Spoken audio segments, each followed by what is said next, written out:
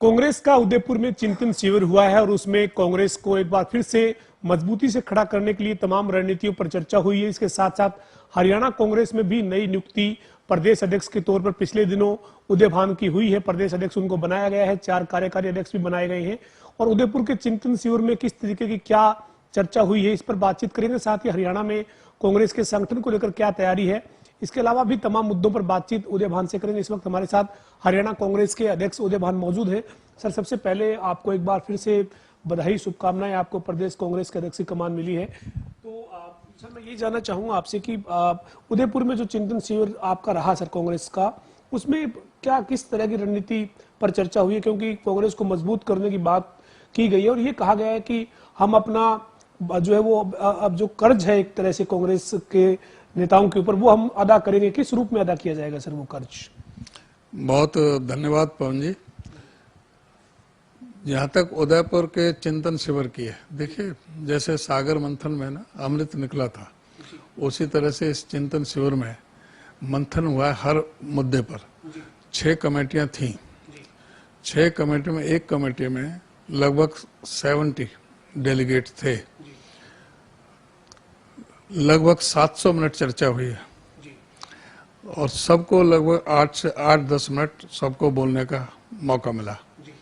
और उस पर जो एजेंडे जो थे, उस एजेंडे पर एक एक आइटम पर सबने अपने अपने ढंग से विचार रखे। जो एजेंडे से बाहर भी जो मुद्दे जिनके जो समझ में आए कि भाई इस एजेंडा में ये मुद्दे और शामिल किए जाएं, तो उनको भी उसमें इनकॉर्पोरेट किया गया।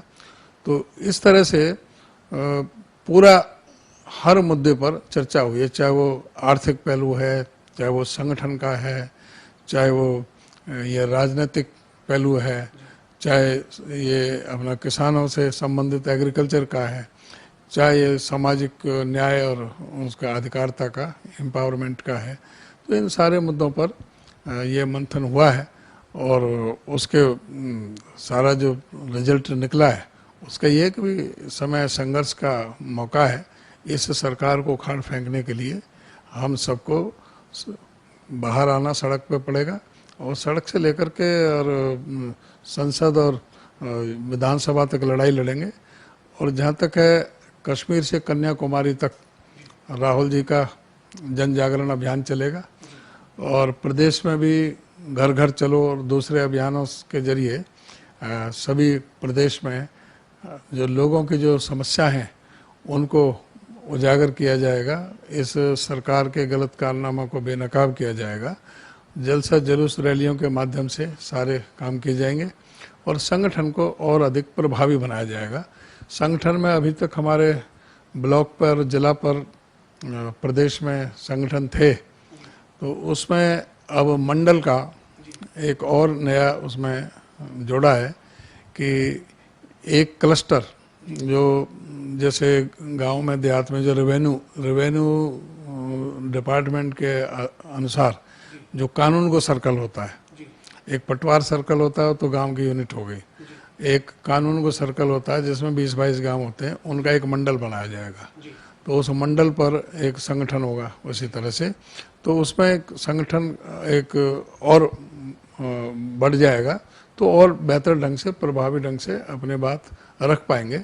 और अब जो संगठन के हैं हमारे डीआरओस आए हुए हैं, ज़्यादातर छत्तीसगढ़ से, राजस्थान से, महाराष्ट्र और दिल्ली से हैं और वो सभी जो चुनाव ब्लॉक के और ज़िला के वो प्रक्रिया चल रही है हमारा जो एआईसीसी का जो इलेक्शन प्रोग्राम है उसके अनुसार।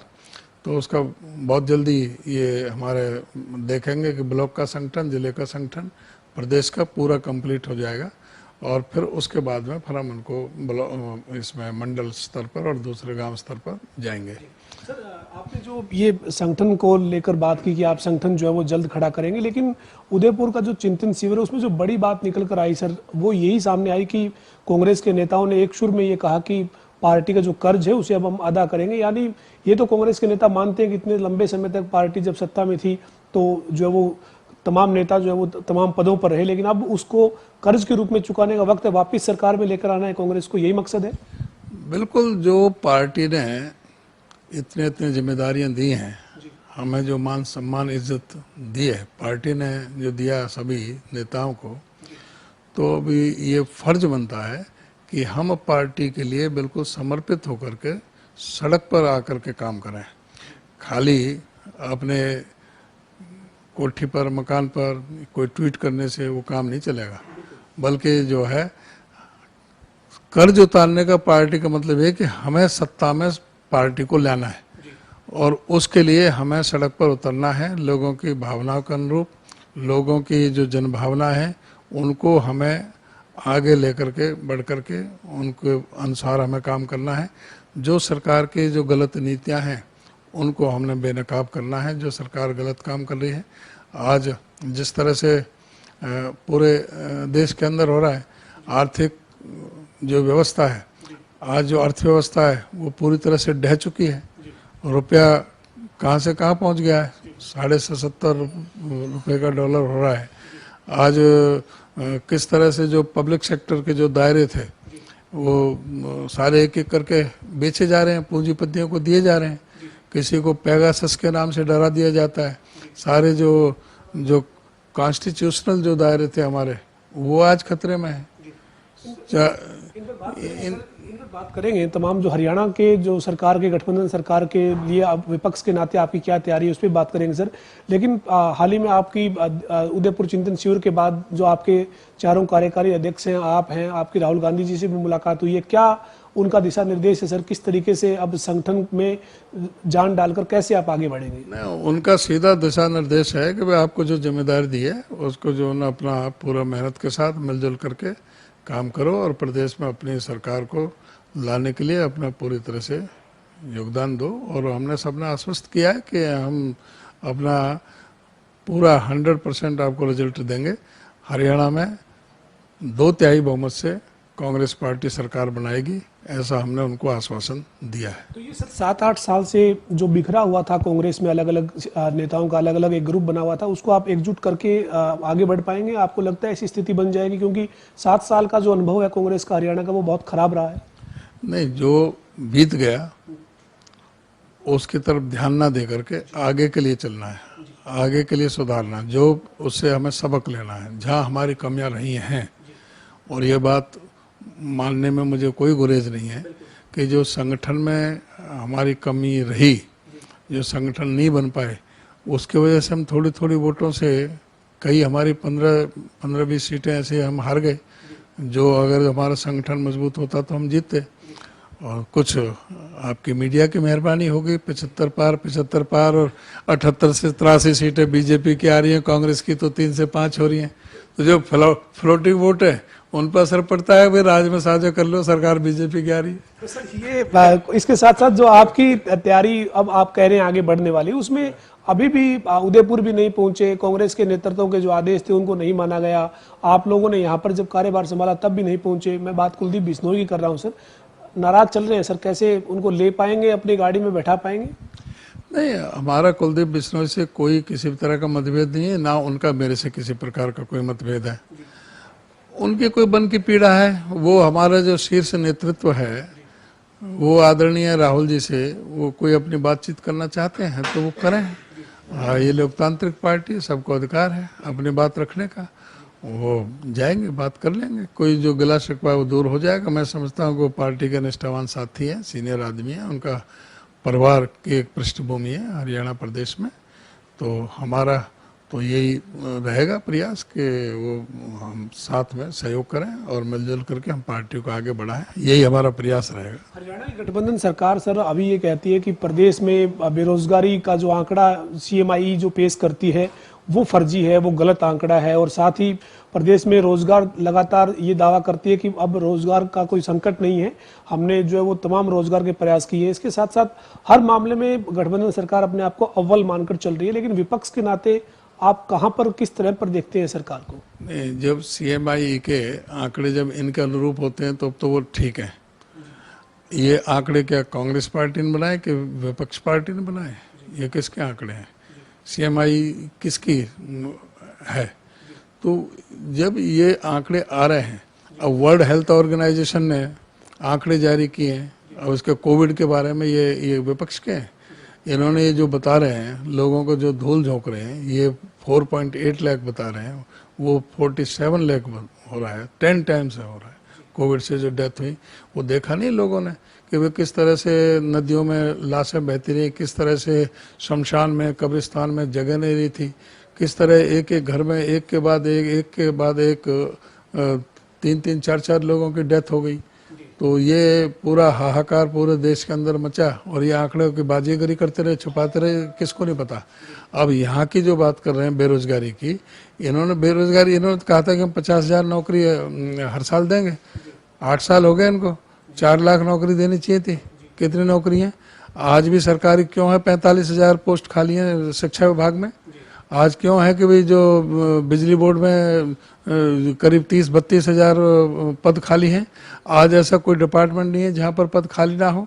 पुलिस के जो है, पुलिस में कितने पद खाली हैं? कई हजार पद खाली हैं, ये भर्ती नहीं कर रहे।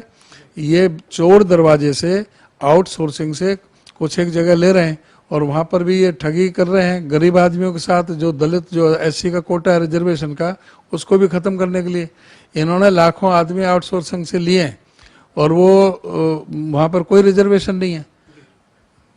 उनके साथ में भी ये धोखा कर रहे हैं। तो इसलिए ये सरकार झूठी है, इस पर कोई भरोसा नहीं किया जा सकता। ये अपनी नाकामियों को छुपाने के लिए इस तरह की बात करते हैं। प्रदेश का कर्जा जो 60,000 करोड़ का कर्जा था 2014 में, आज इन्होंने 3 लाख करोड़ पर पहुंचा दिया।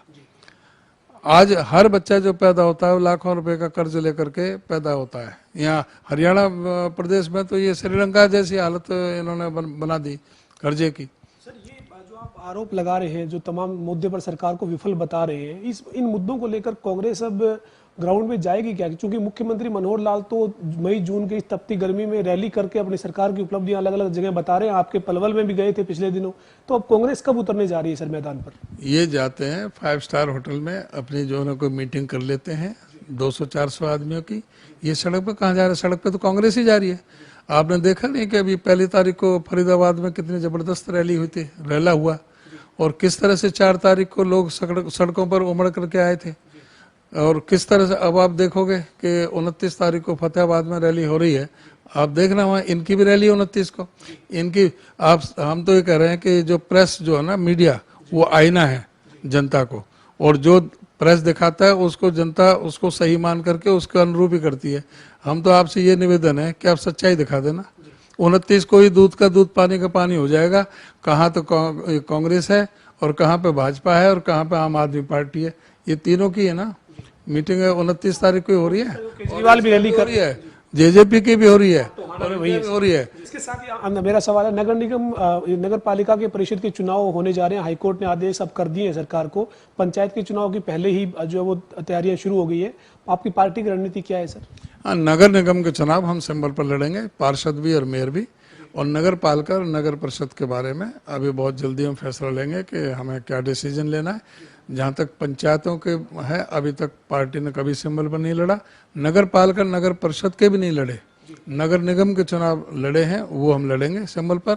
नगर पालिका नगर परिषद के बारे में विचार करेंगे। और पंचायत के चुनाव, क्योंकि ये छोटे चुनाव होते हैं, इसमें जो ना हम नहीं चाहते ये भाईचारा जो बिगड़े, भाईचारा बना रहे, इसलिए हम चाहते हैं कि पंचायत के चुनाव बगैर सिंबल पर लड़ें। हम सिंबल पर नहीं लड़ना चाहते।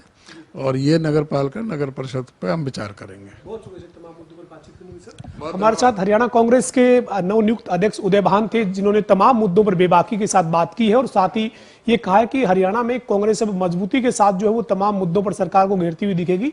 इसके साथ ही नगर पालिका और परिषद का चुनाव पार्टी के सिंबल पर लड़ना है या नहीं लड़ना, इस पर अभी विचार किया जाएगा। इस पर चर्चा करने के बाद ही कोई फैसला होगा। और उसके साथ ही पंचायत का चुनाव जो है वो कांग्रेस पार्टी सिंबल पर नहीं लड़ेगी।